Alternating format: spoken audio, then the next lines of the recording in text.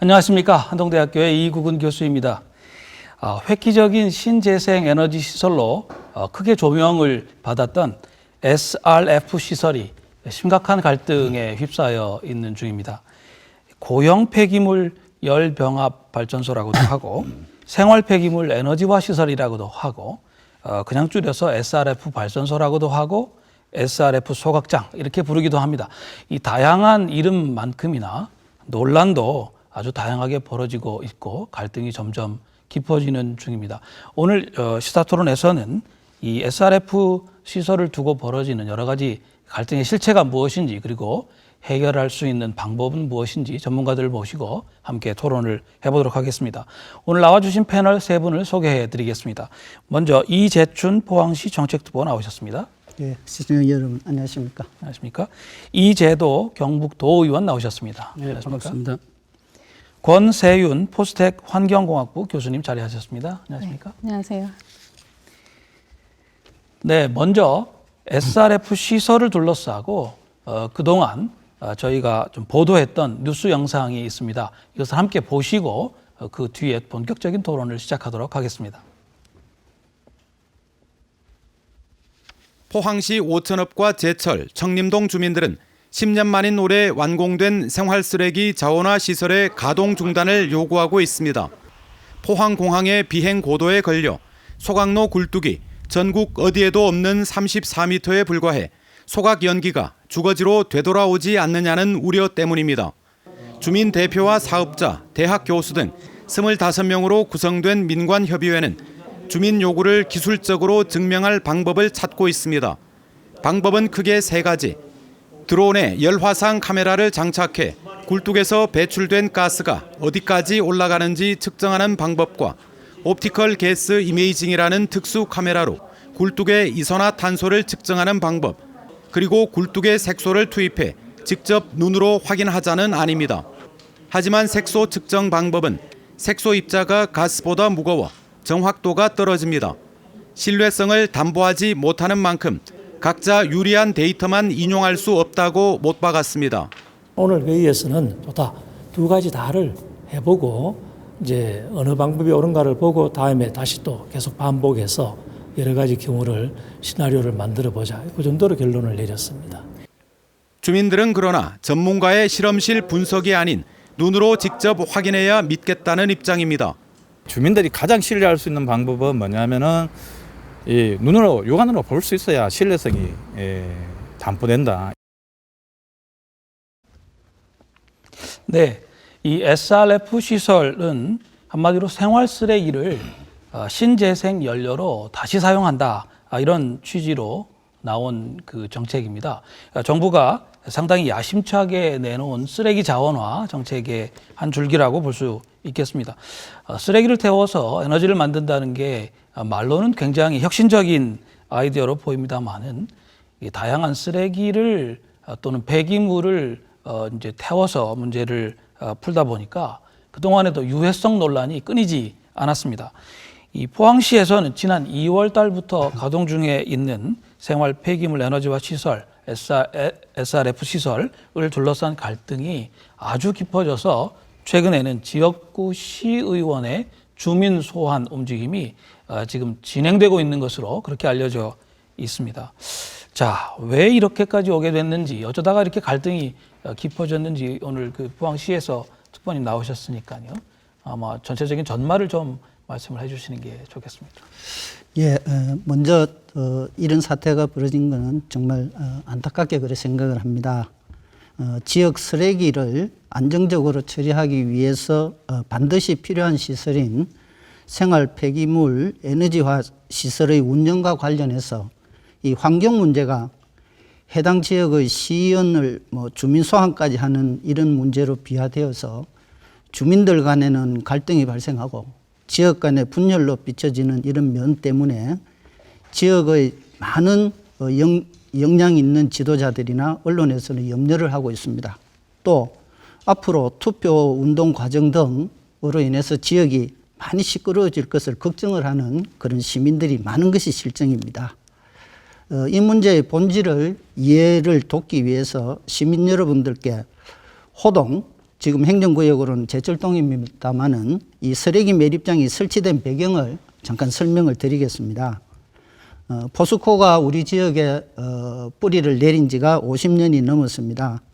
해서 70년대부터 포항에는 철강산업단지에 많은 국내의 유수한 철강 기업들이 입주를 해서 도시가 급성장하게 되었습니다. 때문에 우리나라 경제를 견인을 하고 포항은 세계적인 철강 산업 도시로서 그 명성을 떨쳐오고 있습니다. 그런 과정에 1995년도에 포항시와 영일군이 통합이 되게 됩니다. 그러나 통합되기 이전에는 포항시와 영일군이 매립장을 별도로 운영을 했었습니다. 그런데 통합 전 포항시는 양덕에 5만 평 규모의 매립장을 운영을 했었고 영일군은 각 읍면마다 소규모의 매립장을 운영을 해왔습니다. 그러던 것이 포항의 양덕 매립장이 포화 상태에 이르자 92년도에 이제 그 당시 포항시로서는 그나마 외곽 지역이고 철강 산업단지 인근인 호동으로 매립장을 3만 평 정도를 확보를 하고 거기에 결정을 하게 됩니다. 그리고 나서 1995년 1월 1일자로 포항시와 영일군이 통합이 되어서 통합 포항시가 출범하면서는 호동 매립장을 통합된 매립장으로 그렇게 운영을 해서 지금까지 운영이 되고 있습니다. 지금 시의원의 그 주민 소환까지 지금 이제 진행되고 있는 이 구체적인 갈등이 깊어지게 된 계기 같은 게 혹시 있으신지 설명 좀 부탁드릴까요? 예. 네, 안녕하십니까. 경상북도의회 이재도 의원입니다. 먼저 말씀을 드리기 전에 우리 남구 지역 주민 또 오천 은민 여러분들께 지역구의 한 사람으로서 또 지역의 도의원으로서 이런 문제들을 제때 이렇게 해결하지 못한 점에 대해서는 사과의 말씀부터 먼저 드리고 시작을 하는 것이 좋다고 생각합니다. 저는 이렇게 생각합니다. 행정과 주민과 이 시의원 두 분에 대한 주민 소환까지 가는 이런 모든 상황들은 바로 신뢰와 요즘 사회적으로 대두되고 있는 소통 이런 부분들이 아마 부재로서 이런 일이 벌어지지 않았나 하는 그런 생각을 하고요. 도정과 시정을 책임지고 계시는 우리 도지사님과 시장님께서 우리 지역 주민들을 위한 그런 시정과 도정을 먼저 펴셨다 하면 이런 지금 상황까지는 오지 않았을 거라고 저는 생각합니다. 혹시 그 주민들께서 예. 이 시의원 두 분의 주민 소환을 예.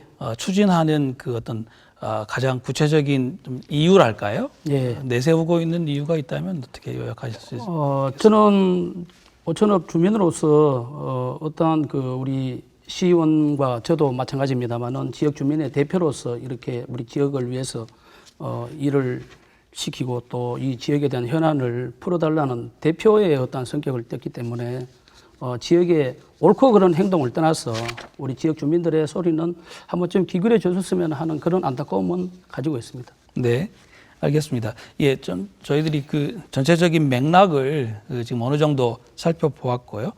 구체적으로 주민 건강에 미치는 영향이 얼마나 있는지 아주 이제 이게 제일 첨예한 문제일 것 같은데 이 얘기를 좀 해보겠습니다. SRF 시설에 대해서 결국 대기로 퍼져나가는 유해 물질 이게 이제 제일 중요하지 않겠습니까? 지난 6월 달에 이 포항시와 운영사가 대기 배출 농도 측정 결과를 공개한 바가 있습니다. 제가 지금 갖고 있는 자료에 의하면 먼지는 11.8%, 질소 산화물은 24.4%, 염화수소는 30%, 일산화탄소는 7%. 이게 이제 법적 허용치를 100으로 보았을 때 이렇게 이제 정도가 배출이 되고 있다. 그 다음에 맹독성 발암 물질로 알려져 있는 다이옥신. 이것은 이제 법적 기준치가 100일 때 7 정도 그렇게 배출이 된다. 이렇게 그래서 관리가 되고 있다. 이렇게 발표를 지금 했는데요. 이건 이제 6월 달 이야기고 뭐 이거에 따르면 우려할 만하지는 않다. 이렇게 지금 볼 수는 있겠지만 일단 뭐 다이옥신까지도 지금 배출이 되고 있다. 이게 사실이라면 주민들로서는 매우 좀 우려할 만하지 않겠습니까? 우리 전문가시니까요. 우리 권 교수님 좀 여기에 대해서 의견 주시겠습니까? 네, 그래서 일단 뭐 다육신 하면 뭐 쓰레기 소각장이 생각이 나고 쓰레기 소각장 하면 다육신이 생각날 정도로 이제 국내에서도 그렇고 국외에서도 이제 비슷한 사례들이 기존에 되게 많이 발생했었기 때문에 이렇게 우려가 많이 발생하는 것으로 예상이 되고 있습니다. 특히 또 말씀하신 것처럼 다육신 같은 경우는 이제 독성이 워낙 그 높은 물질이라고 알려져 있기 때문에 그 주민들께서 우려를 하시는 부분들은 뭐 충분히 이해가 가는 상황인데요. 이제까지 그 사례들을 살펴보면 사실 이제 만성 독성이라고 해서 되게 고농도로 배출이 되었을 때 이제 인류에 직접적인 뭐 피해를 미친다든지 아니면 뭐 건강적인 피해를 저희가 본 그런 결과들은 있지만 사실상 이렇게 뭐 만성 독성이라고 해서 뭐 다수는 이제 음식물 섭취라든지 아니면 호흡기를 통해서 이제 노출이 되는데 그런 것들을 통해서 이제 직접적인 피해를 본 사례는 없는 것으로 조사가 되고 있는 상황입니다. 그래서 그 외에도 이제 포항시에서 몇 가지 뭐 기초 조사를 하신 데이터를 살펴보면 이제 다육신 같은 경우는 기준치에 비해서도 한 80%가 아니라 80배 가량 낮은 대기중 다육신 농도를 보이고 있고 이것은 어떻게 보면 환경적으로 큰 문제가 되는 수준은 아니기 때문에 그렇게 큰 우려가 될 수 있는 상황은 아니라고 생각이 되는데요. 그래도 일단은 그 조사적인 데이터가 충분한 상황은 아니기 때문에 좀 더 지속적인 모니터링이 필요할 것으로 예상됩니다. 네네. 그 일단 그 자료 자체가 아직 그 좀 많다고 충분하다고 보기 좀 어렵다는 말씀을 조건으로 좀 말씀하신 것 같고요.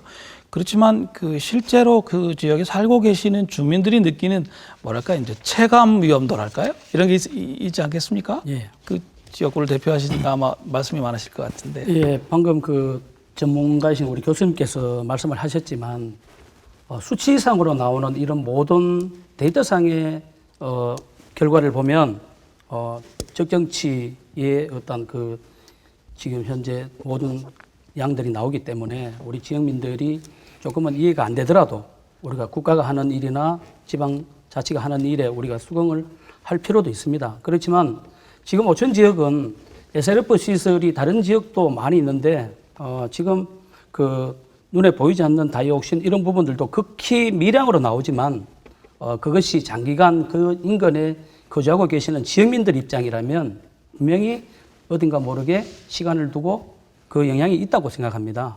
그래서 이런 그 부분들이 빨리 해소가 되기 위해서는 우리 행정과 우리 지역 주민들 또 우리 민간협의체가 하루 빨리 이런 부분들을 어떤 합의점을 찾는 것이 가장 중요한 일이고요. 다이옥신이라든지 여러 가지 유해 환경 물질에 대한 그런 부분들은 아무리 전문가라 할지라도 그 현장에서 한번 우리가 실증을 해보지 않고는 나와 있는 수치 가지고는 어떤 이 논리를 가지고 가부를 결정하는 것이 저는 조금 지역 주민으로서는 조금 이해가 되지 않습니다. 네. 포항시는 어떻게 느끼고 계신가요? 그러니까 아직 뭐 자료가 충분치는 않습니다만 어쨌든 나와 있는 수치는 비교적 좀 걱정하지 않아도 되는 수준이다인데 주민들은 상당히 좀 강하게 지금 말씀하고 계십니다. 그래서 이제 아시다시피 올 2월부터 가동을 하게 됐습니다. 그죠? 그러니까 불과 지금 한 8개월 정도 이렇게 가동을 해왔고 가동하기 전에 3개월간 시험 가동을 해서 한국환경관리공단에서 그게 전반적인 사항에 대해서 3개월 시험 가동한 그것을 지금 보고서로 제출이 된 것에 정말 주민들 건강이라든지 이런 거에 영향이 없다. 합격이다, 정상 가동된다 하는 그런 판정이 나왔기 때문에 2월 달부터 가동하게 됐고 가동하는 동안에도 TMS에서 상시적으로 배출 물질을 검사를 하고 있고 또 주민들이 걱정하시는 다이옥신에 대해서는 저희들이 더 강화를 해서 정부에서는 반기별로 1년에 2번 하지만은 분기별로 지금 계속 모니터링하고 이렇게 체크를 하고 있는 그런 과정입니다. 네, 우리 포항시의 가장 중심 정도 되는 데 자리를 잡게 된 셈이어서 이 시설로부터 반경 4km를 이렇게 해보니까요. 초중고등학교가 모두 14개가 들어가게 되는 상황이 벌어졌습니다. 더구나 이 시설 700m 가까이에 초등학교가 지금 있는 상황이고요. 더구나 아까 그 리포트에서 보셨습니다마는 최소한 굴뚝 높이가 100m는 되어야 된다. 이것이 이제 여러 그 요청들 중에 하나인데 이 포항공항의 고도 제한 때문에 지금 굴뚝 높이가 33.8m로 제한이 되어 있습니다. 이게 아주 큰 쟁점이 지금 되어 있습니다. 굴뚝 높이가 낮으면 실제로 이게 좀 배출되는 어떤 그 유해 물질의 양이라든지 그게 주민들에게 미칠 수 있는 영향이라든지 이게 좀 달라지는 거죠. 네, 그래서 일단 배출 그 굴뚝의 사실 그 높이 차이로 있어서 이제 배출량이 틀려질 수는 없다고 생각이 되고요. 근데 다만 이제 그 오염 물질이 배출된다라는 전제에 있어서 이제 그 정도의 뭐 분포도라든지 아니면 범위가 이제 조금 바뀔 수가 있는데 그 범위가 만약 바뀐다면 이제 저희 같은 이제 뭐 측정을 주로 담당하는 연구자들은 이제 그 대기에 있어서 다이옥신 농도를 분석을 했을 때는 그 굴뚝 높이가 낮았을 때 좀 더 분포가 적어져서 농도가 좀 더 높게 측정되는 그런 뭐 사례들도 있다고 생각이 되는데요.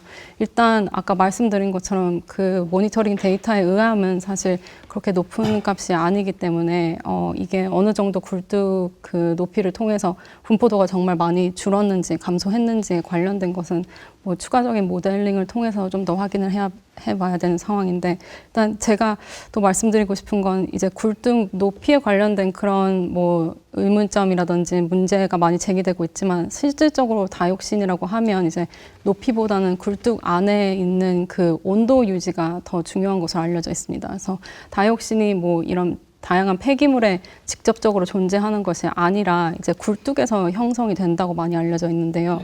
그 굴뚝 온도가 이제 400도 이상이 좀 유지가 되었을 때 이제 다이옥신이 완전히 분해가 돼서 이제 잘 배출이 안 되는 것으로 알려져 있기 때문에 그 부분에 대해서 좀 더 신경을 쓰는 것이 중요할 것으로 생각됩니다. 굴뚝이 높은 거하고 굴뚝 내의 온도를 400도 이상으로 유지하는 거하고는 관련이 안 되는가요? 그 높이와 온도의 관련성은 사실 정확히 잘 모르고 있습니다. 네, 알겠습니다. 이 굴뚝 문제가 사실 그 주위에 사시는 주민들한테는 아주 심각할 것 같아요. 예. 그 주민들의 요구는 어떤?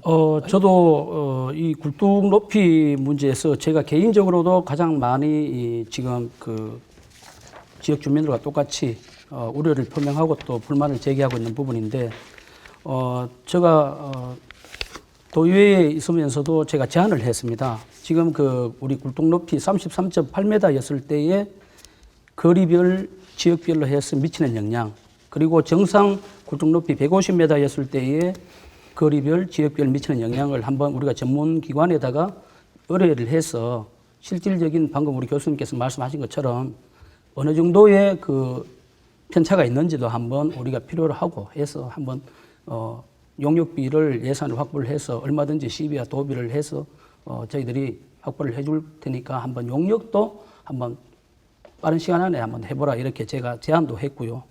지금 오천 지역 주민들의 지금 가장 대부분의 지금 현재 불만은 위치 또 이 위치도 어떻게 보면 마을 이 어귀를 보면 마을 입구에 저 시설이 위치했다고도 볼 수 있습니다. 그리고 다른 지금 SRF 시설이 전국에 있지만 지금 현재 우리 이 지역만 유독히 군사 이 관련된 고도 제한 때문에 3분의 1도 안 되는 그런 굴뚝 높이를 가지고 있다 보니까 당장에 아무것도 모르는 우리 지역민들이 생각을 하더라도 우리 지역에 미치는 영향이 높이 정상 기준을 했을 때 굴뚝에서 나오는 그때의 상황하고 지금 이 33.8m 했을 때의 상황하고는 누가 보더라도 이해하기 힘든 우리 지역에 바로 이렇게 대기 역전층이라든지 이런 부분들이 바로 발생이 돼서 이렇게 그런 다이옥신이라든지 이런 물질들이 제대로 이렇게 배출이 안 되는 그런 상황으로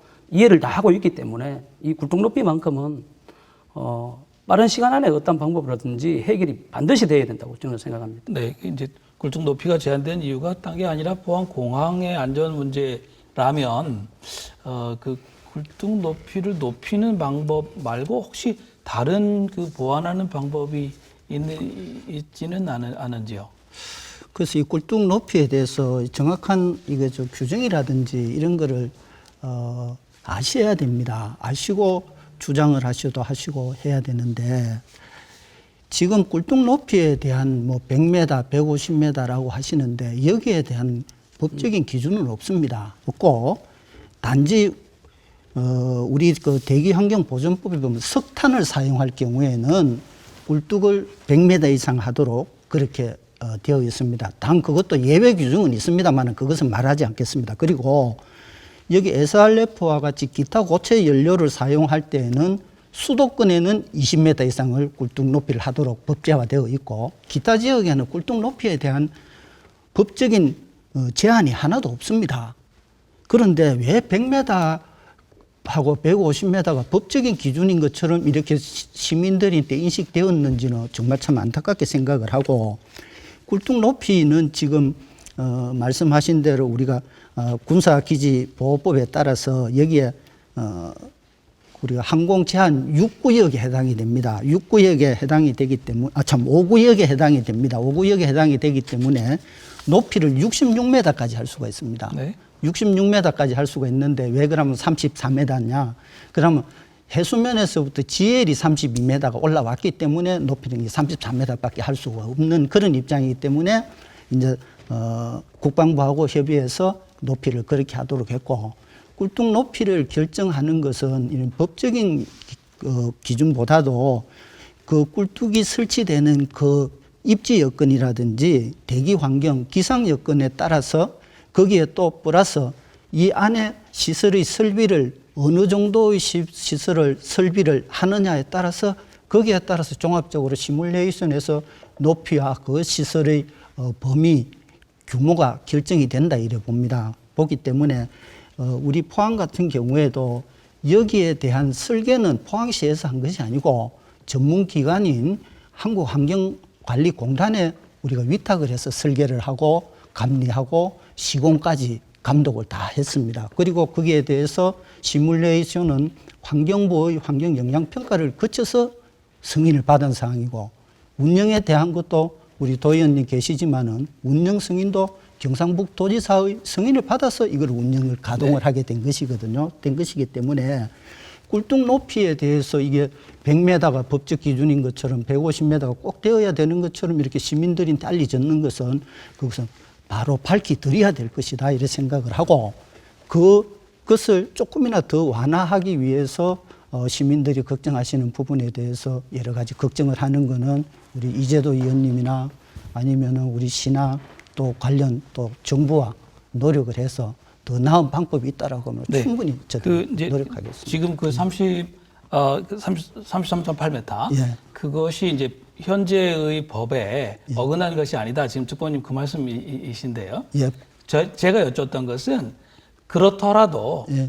그 주민들에게 어떤 위험이 덜 가게 하기 위해서 다른 보안 장치가 있을 수는 없는가 그 말씀을 여쭙던 건데. 그러니까 그것이 뭐냐 하면은 설계를 할 때에 여기에 6단계에 걸쳐서 보완할 수 있는 그런 설비들을 네. 고도의 설비들을 해서 결국에는 꿀뚝에서 배출되는 배기가스가 사람들에게 위해하지 않느냐 그리고 법적으로 허용되느냐 안 되느냐 하는 그 문제인데 거기에 저희들은 10분의 1 정도 10배를 강화한 기준을 적용을 해서 지금 운영을 하고 있다 이렇게 말씀을 드릴 수가 있겠습니다. 꿀뚝 높이는 그 예. 변화하기가 좀 어렵다 그 말씀이신가요? 예, 지금 그걸 전제로 말씀하시는 거예요? 지금 그렇죠. 지금 네네, 왜 그런가 네네. 군사시설 보호법 알겠습니다. 때문에 네네. 그렇습니다. 그 예. 의원님. 그러면 그 방금 우리 그 시의 정책특보님께서 말씀하셨지만은 꿀뚝 높이가 지금 SLF 시설 관련해서 기준치가 지금 높이가 아직까지 그 어떤 뭐 기준이 없다고 그랬잖아요. 예, 예. 그러면은 100m, 150m 하는 이런 부분들을 방금 우리 지역민들한테 아까 그 잘못 알고 있다고 이렇게 말씀을 하셨는데 다른 지역의 시설들도 그러면은 이런 그 해발이라든지 이런 그 높이의 기준을 따서 그 분명히 그 어떤 굴뚝 높이라든지 여러 가지 지역 상황을 보고 했을 거 아닙니까? 그렇죠. 예, 예, 그렇겠죠. 그죠? 예. 근데 우리 지역민들한테 방금 정책특보님께서 말씀하시는 그런 내용들은 제가 지역민의 한 사람으로서는 이해가 잘 안 됩니다. 왜?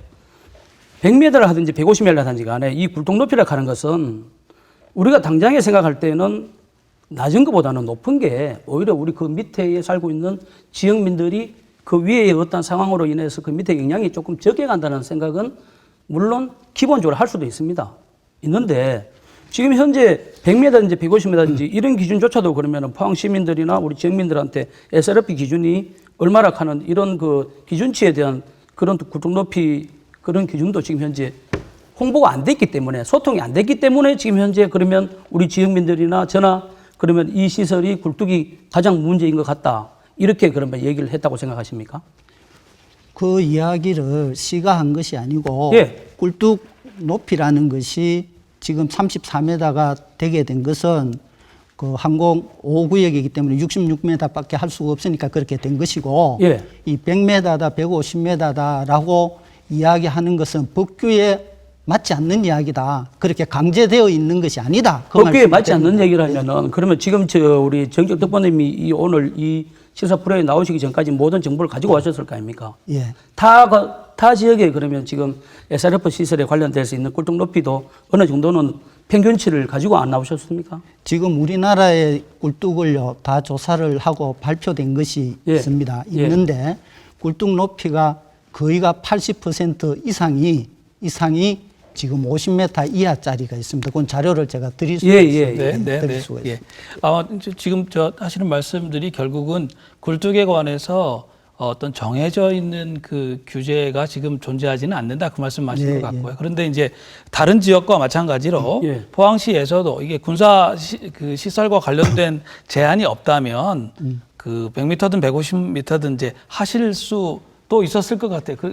그리고 그거는 그렇게 생각해 예. 볼 수도 있죠. 그게 네네. 안 되기 때문에 그 대신에 여기에 상당한 고도의 정화시설, 네. 필터링을 해서 6단계에 걸치는 필터링을 해서 이 굴뚝에서 나오는 배기가스가 위험하지 않은 배기가스가 나오도록 이렇게 관리를 한 것입니다. 그러니까 이제 제가 드리는 말씀은 결국은 33.8m가 그 현재의 군사시설보호법 때문에 할 수 있는 최대한이라면 다른 어떤 그 보완 방법은 없겠는가 하는 겁니다. 혹시 예, 다른 보안 방법은 어찌됐건 간에 저 높이가 지금 현재 주민들이 생각할 때는 아주 터무니없는 그런 높이라고 생각을 하기 네. 때문에 지금 여러 가지 말들이 많이 지역에서 나오고 있지 않습니까? 네. 그러면 저 문제를 풀려면은 일단 상위법인 고도제한법, 네. 국방부든지 우리가 항공전단이든지 가서 이런 지역 주민들의 삶의 질 향상을 위해서 우리가 이런 비행 고도 제한 구역에 있지만 네.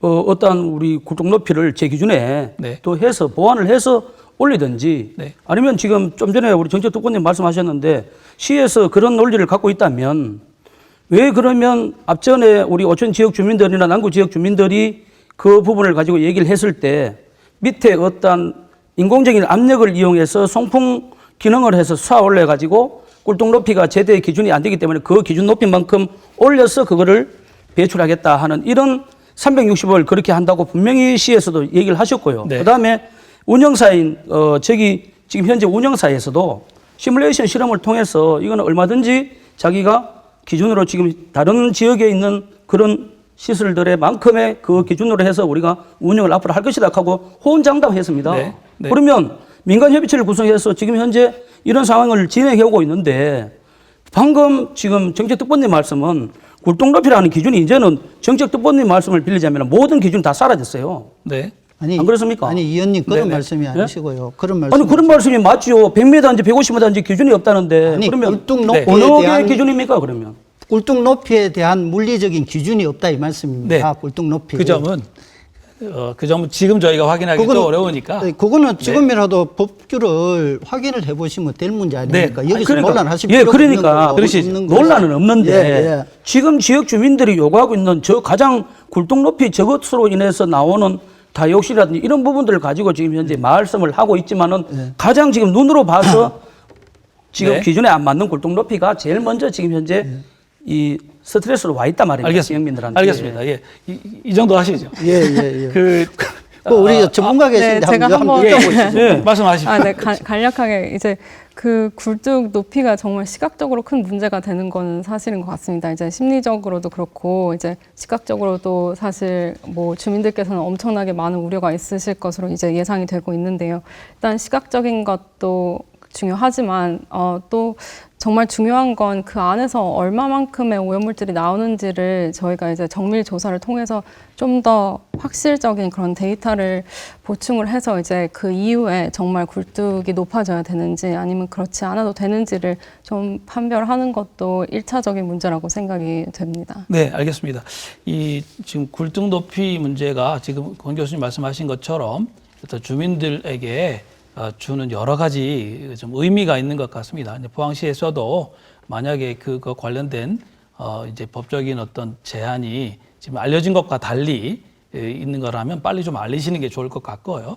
그럼에도 불구하고 다른 지역에서 뭐 100m, 150m 이렇게 이제 높이 하는 이유가 또 있을 거니까. 예, 그렇죠. 그것에 관해서도 좀 깊이 좀 숙고를 하시는 게 좋을 것 같고요. 소통이 지금 굉장히 좀 중요한 문제인 것 같습니다. 그리고 고도 제한과 관련되어 있는 관계 법령을 혹시 개정해야 되는 문제라면 그 문제에 관해서는 우리가 다 좀 의견을 나눌 게 아니고 함께 좀 마음을 모아야 되지 않는가 그런 생각합니다. 예, 뜨거운 토론이 있어서 아마 시청자 여러분들께서 이 주제가 지금 얼마나 그 첨예하게 갈등 상황에 들어가 있는지를 충분히 짐작하실 수 있으시겠습니다. 자, 그 대책과 관련해서 얘기를 좀 해보겠는데요. 권 교수님 방금 전에도 말씀하셨는데 저희들이 알고 있기에 서울시의 SRF 시설 인근에 주민 건강조사에 참여하고 계신 걸로 압니다. 네. 우리 포항에서도 그런 조사가 있었는지요? 또 만약에 이제 뭐 있었다면 결과가 어땠고요? 뭐 앞으로 한다면 어떤 방법으로 이걸 좀 해야 될지 네네. 두루두루 말씀을 좀 주십시오. 네, 일단 서울시에서도 이제 그 비슷한 SRF 시설, 뭐 그 자원시설들이 존재를 하고 일단 크게는 3개가 있어서 이제 저희가 모니터링을 실시를 하고 있는데요. 일단 짧게 간략하게 말씀드리자면 아직까지 포항시에서는 그 관련된 정밀 조사가 이루어지지는 못한 상황인데요. 일단 서울을 좀 더 모델 케이스로 삼아서 이런 조사를 진행할 계획을 갖고 계시는 것으로 알고 있고 이제 제가 그 어떤 식으로 이제 진행이 돼가고 있는지 간략하게 말씀드릴 계획인데 일단 이 서울시 같은 경우는 양천, 노원, 강남 이렇게 3지역에 SRF 시설이 있는 것으로 알려져 있고 이제 2000년도부터 이제 현재까지 계속 다양한 모니터링을 진행을 하고 있는 것으로 알려져 있습니다. 그래서 일단 이 안에서 이제 총 6지점이 있고 또 참고 지역이라고 해서 이제 전혀 가깝지 않은 그 SRF와 가깝지 않은 또 3가지 지역이 있는데요. 그 안에서 이제 저희가 하고 있는 거는 환경 영향 평가, 인체 영향 평가 그리고 건강 영향 평가를 진행하고 있습니다. 그래서 환경 영향 평가는 생각하시는 것처럼 이렇게 대기 중에 미세먼지, 다이옥신, 중금속, 악취 등 그리고 이제 소각장 유무에 따른 가동 유무에 따른 평가를 진행하고 있습니다. 그래서 당연히 뭐 소각장이 뭐 돌아가고 있을 때와 그리고 또 꺼져 있는 상태에서 저희가 대기를 측정을 하고 있고 인체 영향 평가 같은 경우는 이제 혈중 다이옥신 그리고 중금속 이런 것들을 저희가 이제 분석을 하고 있고요. 또 건강 영향 평가 같은 경우는 이제 기본적인 건강 검진도 해드리고 있는데 뭐 간 기능, 혈당, 갑상선 뭐 이런 것들 그리고 종양 표지자 검사 그 다이옥신이 어떻게 보면 그 발암 물질이라고 알려져 있기 때문에 이런 검사도 들어가고 있고 또 주관적 인식 조사도 저희가 계속 진행을 하고 있는 상황인데 일단 뭐 결과에 대해서 말씀드리자면 뭐 이 지역도 그 다이옥신 기준치에 비해서는 한 20, 30배 가량 낮은 그 대기 중 네. 다이옥신 농도를 보이고 있고 다른 오염물질 같은 경우는 사실 계절적인 변동이 더 심한 것으로 알려져 있습니다. 그리고 그 시설 가동 시와 미가동 시의 농도도 전혀 이제 차이가 없는 것으로 일단은 나타나고 있고요. 교수님, 서울시에서는 이 조사 또 이 평가를 얼마나 자주 얼마나 꾸준히 지금 하고 있는지. 네네. 그래서 2000년도에 시작을 해서 이제 지금까지 조사가 되고 있는데 저희가 그 대기 중 오염물질 농도 분석 같은 경우는 이제 1년에 2회에서 3회 정도 이제 진행을 하고 네. 있는 상태이고요. 그리고 그 인체 검사 같은 경우는 1년에 한 번 정도 진행을 하고 있습니다. 지금 포항에서는 아직 이런 조사가 없었단 말씀이신 거죠? 그렇죠. 네. 시에서는 어떻게 생각하고 계시는가요? 이제 얼마나 자주, 얼마나 꾸준히 이걸 하려고 생각하시는지 지금 사실은 예산이 들어가야 되는 문제인데. 예, 그 서울시에서 하고 있는 거를 저들도 그 서울시 홈페이지에 들어가면 이래 네. 개방이 다 돼 있습니다. 봤는데 2000년도부터 했는데 아시다시피 우리 시설은 올 2월 달에 시작을 했습니다. 2월 달에 시작을 했으니까 운영을 해가면서 주민들 의견도 듣고 전문가들 의견도 듣고 해서 필요하다라고 하면은 주민 건강 조사라든지 이런 것을 꾸준히 지속적으로 아니, 근데 이거 당연히 필요한 거고요. 그다음에 사실은 시작하기 전에 조사를 먼저 해야 초기값이 있어야 그다음에 좀 그 비교해서 의미 있는 해석이 가능하지 않겠습니까? 그렇죠. 네. 어떻게 생각하시나요? 네, 최대한 빠른 신뢰 안에 이제 이 모니터링 체계를 구축을 해야 되는 게 되게 중요하다라고 생각이 되고요. 또 더 중요한 것은 이제 참고 기준 지역을 빨리 설립을 해서 이제 네. 그 SRF 시설과 되게 먼 지역에서 뭐 특정한 오염원이 발생하지 않는 그런 지역과 농도 비교를 했을 때 좀 더 그 주민들이 심리적인 부담을 덜 수 있지 않을까라고 생각이 듭니다. 지금 포항시의 특보님 말씀은 그 처음에 이런 조사를 지금 하지 않고 시작했다 이제 그 말씀인 건데 이제라도 하겠다는 말씀이신데 주민들 입장에서는 이건 약간 좀 뭐랄까 실망스럽지 않을까 그런 생각이 드네요. 예, 제가 서두에도 인사말을 통해서 말씀을 드렸지만 지금 오천 지역의 이러한 모든 사항들을 이까지 이렇게 된 사항 중에서는 말 그대로 우리 지역민들과 우리 그 행정이 이제까지 어떤 소통이 그만큼 없었다는 겁니다. 그래서 이런 부분들을 지금이라도 저는 늦지 않고 또 어차피 우리가 저런 시설들은 어딘가에는 반드시 있어야 될 시설 맞습니다. 그러면 우리가 지역 주민들이 생각했을 때도 저 시설들은 누구나 지금 쓰레기 문제가 우리나라뿐만 아니라 전 세계적으로도 지금 현재 문제가 되어 있는 사실인데 저걸 그러면은 완전한 반대를 위한 반대가 아니고 어떠한 대안을 행정이 내놓든지 어떻게 해야 되지 지역 주민들 보고 내놔라 하는 소리는 어불성설이라고 저는 생각합니다. 그래서 이런 뭐 건강영향평가라든지 환경영향평가 뭐 이런 SRF 시설의 안정성 이런 부분들도 우리가 사전에 이런 시설들을 가동을 시작하면서 벌써 시작이 돼야 이것이 지역민들하고의 소통이 제대로 돼 가면서 그때그때마다 상황에 따라서 우리 지역민들하고의 협의가 잘 됐으면 지금 같은 이런 오천 지역의 상황은 절대 저는 벌어지지 않았다고 저는 생각합니다. 네네. 저희가 이제 방송 준비하면서 이렇게 조사를 해보니까요, 이 SRF 시설을 둘러싼 갈등이 포항만이 아니고 이곳저곳에서 많이 지금 벌어지고 있더라고요. 맞습니다. 근데 전라남도 나주의 경우를 저희가 좀 살펴보았는데, 민관 거버넌스를 구성해가지고 합의서를 체결하고 이제 아마 후속 조치를 준비하고 있는 것 같습니다. 그런데 여기서 굉장히 그 나주 주민들께서 크게 좀 문제 삼으신 부분들이 하나 있습니다. 그게 뭐냐면 나주 지역 폐기물을 연료로 사용하는 것만이 아니고 그 가까운 광주 지역에 있는 폐기물을 가져다가 이제 태워서 에너지를 얻는다 이렇게 됐던 겁니다. 한 가지 확인을 부탁드려야 될 것 같은데 예. 포항의 경우에 포항 이외의 지역에 이 폐기물 또는 쓰레기를 가지고 와서 또 연료로 사용하는가요? 현재는 사용하지 않습니다. 없는데 이게 이제 애초 당시에 만들어질 때는 포항과 영천 광역 SRF장으로 시작이 되었습니다. 그건 왜 그런가 하니까 광역으로 할 때 국비 지원이 되고 정부의 지원을 받을 수 있기 때문에 광역화 했는데 지금 영천에서는 우리 포항에다가 쓰레기를 보낼 여건이 안 됩니다. 네. 왜 그런가 하니까 그 쓰레기를 수집하는 시스템이 분리가 안 되고 하기 때문에 갖고 왔다가는 절반을 도로 갖고 가야 될 그런 입장에 있기 때문에 현재는 안 들어오고 있습니다. 예. 주민단체들은 SRF 시설 자체를 일단 세우고 운영 중단을 한 다음에 대책을 세우자 이렇게 지금 주장을 좀 강한 주장을 하고 계신 것 같습니다. 이 주민들의 요구에 대해서 또 시나 또는 우리 시민사회 전체가 어떻게 지금 대응을 해야 될지 눈앞에 지금 벌어져 있는 문제니까요. 이 문제에 대한 좀 지혜를 우리 패널 여러분들한테 구하지 않을 수 없습니다. 또 나아가서 건강, 안전, 환경, 경제성 이거 다 고려해야 되는 문제이고 또 이웃하고 있는 그 지방자치단체와의 또 어떤 그 공조 이런 문제도 또 생각해 봐야 되니까요. 자, 평소에 생각하신 이 문제의 좀 해결책 한 말씀씩 좀 하시죠. 교수님이 제일 좀 어떤 네. 의미에서 말씀하시기 쉽지 않으시겠습니까? 네.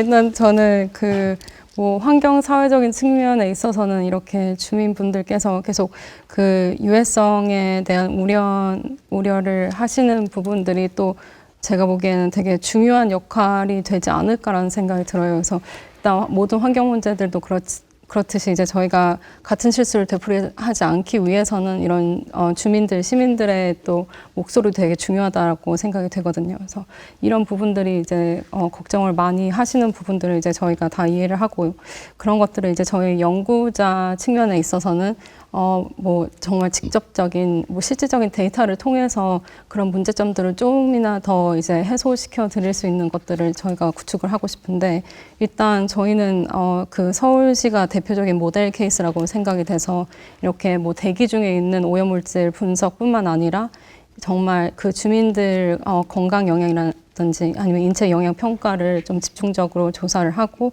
또 장기적인 데이터베이스를 구축을 해서 그다음에 정말 굴뚝 높이가 높아져야 되는지 뭐 그런 거에 관련된 좀 더 논의가 있으면 좋을 것이라고 생각이 되고요. 또 일단 시설의 노후 같은 것들을 또 대비를 하기 위해서는 더더군다나 이제 지금 빨리 그런 체계가 구축이 되고 또 마련되어야 된다고 생각이 됩니다. 네, 마지막으로 두 분에게만 좀 말씀하실 기회를 드려야 되겠습니다. 시민들께서 상당히 좀 불편해하고 언짢아하고 계시는 상황이 진행이 많이 되고 있는 것 같습니다. 오늘 특보님 포항시를 대표해서 이 자리에 나오셨다고 생각하시고 주민들께 좀 당부하시고 싶은 말씀 있으면 좀 말씀하시죠. 예. 사실 우리나라는 매립을 한다라고 하면은 앞으로 한 30년 정도밖에 매립을 할 수 없답니다. 공간이. 그렇기 때문에 SRF 이 시설은 꼭 필요합니다. 필요하고 시민분들께서 시를 좀 이렇게 걱정을 하고 사실은 좀 이렇게 못 믿어하는 신뢰의 문제가 있습니다. 그러나 우리나라 과학기술이 이제는 선진국 수준이고 환경 문제를 시에서 편한 대로 마음대로 할 수 있는 그런 정도로 후진국 체제의 행정체계가 아닙니다. 여러 가지 전문 환경부라든지 전문 부서가 있으니까 같이 협조를 하도록 하고 이런 시설을 할 때는 그런 과정을 다 거쳤다는 말씀을 드리고 앞으로 잘 관리를 하도록 하고 또 하나 장기적인 대책으로는 지금 호동 지역에 더 이상 환경시설이 들어가서는 안 된다 하는 그 생각을 갖고 있습니다. 그래서 장기적인 구상으로서는 과거에 양등 매립장이나 연일 매립장이 축구장이나 이런 실내 체육관으로 바뀌어서 시민들로부터 사랑받는 공간이 되듯이 장기적으로 친환경 에너지 타운을 건설을 하는 것을 구상을 해 들어가겠습니다. 그래서 언젠가는 우리 호동도 매립장 기간이 끝나고 하게 되면은 그 지역을 잘 환경적으로 아름답게 만들고 쾌적한 환경을 만들어서 시민들에게 돌려주는 그날이 빨리 오기를 기대를 하겠습니다. 네, 이 의원님 또 좀 한 가지 제가 부탁드리고 싶은 것은 이미 지금 시의원 두 분에 대한 주민 소환 절차에 들어갔기 때문에 이 갈등을 어떤 면에서는 좀 저희가 잘 해결해야 앞으로 이제 이 문제 전체를 잘 풀어가는 이렇게 될 것 같습니다. 지역을 대표하고 계시기 때문에 혹시 주민들께 이 초점에 관해서 좀 하실 수 있는 말씀이 있으실 것 같은데요. 저는 의회 활동은 이번이 처음입니다. 근데 누구나가 각자가 갖고 있는 인생관이라든지 철학이 있습니다. 그래서 우리가 자기가 소중하고 내 의사가 소중하면 상대방도 소중하고 그것도 의사를 인정해 줄 줄 아는 이런 사회가 지금 안 되다 보니까 국내적으로 모든 갈등이라든지 이런 반목이 생기는데 저는 우리 지역도 이런 소통의 문제라든지 이런 여러 가지 지금 현재 얘기되고 있는 이런 사항들도 우리가 서로 상대방에 대한 입장을 인정해 줄 것은 인정해 주고 우리가 또 대의를 찾을 것은 대의를 찾고 자기가 각자 놓인 위치에서 자기 역할에 대한 기본만 하면 이런 지금 진짜 참 저도 개인적으로 전 지역 주민으로서 안타까운 마음을 금할 길이 없고 굉장히 도의원이지만은 이 사태에 대해서 마음이 불편합니다. 오히려 제가 또 어떻게 보면은 지역 주민들한테 일부분이지만은 오해를 받을 수도 있습니다. 하지만 우리 지역 주민들 생각과 저희들 생각이 다르다고 해서 그것을 너무 부정적으로 우리가 볼 시각도 아니고 어떠한 부분을 우리가 잘 간격을 좀 좁혀서 합의점을 찾느냐 이런 부분들에 대해서 우리 지역 주민들도 좀 합심하고 소통하고 하는 배려와 양보에 또 이런 마음도 좀 베풀어 주셨으면 하는 그런 마음입니다. 네, 알겠습니다. 예, 오늘 토론을 아마 시청자 여러분도 보시면서 이 문제가 굉장히 그 갈등의 골이 지금 깊어져 있구나 그것을 아마 느끼시지 않았을까 싶습니다. 아무리 좋은 정책이라고 하더라도 주권자인 시민들께서 이렇게 노여워하고 계시는 상황 속에서 추진을 계속하기는 어려워지지 않겠습니까? 일단 주민들께서 어떤 부분에서 마음이 연장코 노여우신지 이 부분을 특별히 행정지를 책임지고 계신 분들께서 세심하게 살펴서 일단 소통의 고리부터 먼저 좀 풀어가지고 마음부터 풀고 이 문제를 하나하나씩 풀어갔으면 좋겠다는 생각입니다. 시민들의 불안감을 해소하기 위해서 철저한 검증이 있어야 되겠고 또 엄격한 규제도 따라가야 된다는 말씀을 드리겠습니다. 오늘 시사토론은 이 정도로 마치겠습니다. 여러분 감사합니다.